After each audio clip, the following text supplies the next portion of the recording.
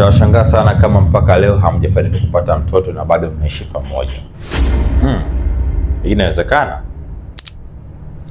Anyway, mara nyingi imekuwa hivyo, watu wakitafsiri kwamba pengine kama hamjafanikiwa kupata mtoto ama mwanamke hajafanikiwa kubeba mimba, lazima aachane na huyo mtu ambaye yupo naye kwenye mahusiano, then akatafute mwanaume mwingine, labda ndio kuna uwezekano mkubwa sana wa yeye kupata ujauzito. Sasa swali huwa najiuliza, ni vipi kama yeye pia ana uwezo wa kupatia hiyo mimba? Je, utakwenda kwa wanaume wangapi?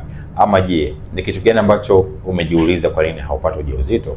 Na vipi kama ukisikia ex wako tayari ana mtoto nje na wewe?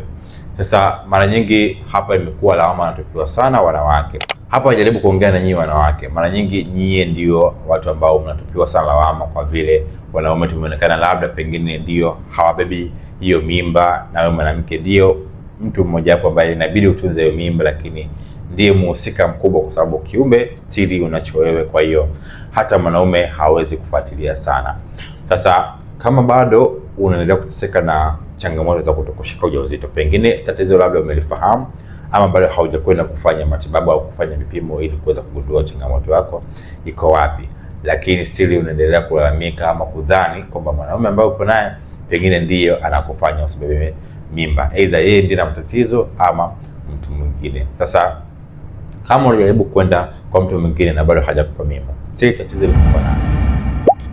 Sasa mara nyingi nataka kwa wale wanawake ambao wameshindwa kubeba ujauzito, ama maybe wamekwenda kwenye kituo cha afya ama hospitalini kuweza kufanya vipimo na kugundua changamoto maybe inawasibu wasiweze kupata mtoto, na wengi wao huwa wanajua changamoto iko wapi, lakini imekuwa shida kuanza kutibia. Na kwa nini pengine hawajaanza kutibia? Aidha support kutoka kwa mwenza wake, labda mumewe ama mwenza wake imekuwa changamoto kumpa support kuweza kupata matibabu yale ambayo mara nyingi wamekuwa wakipata wanawake changamoto na kuweza kufikia hatua ya kuitwa mama.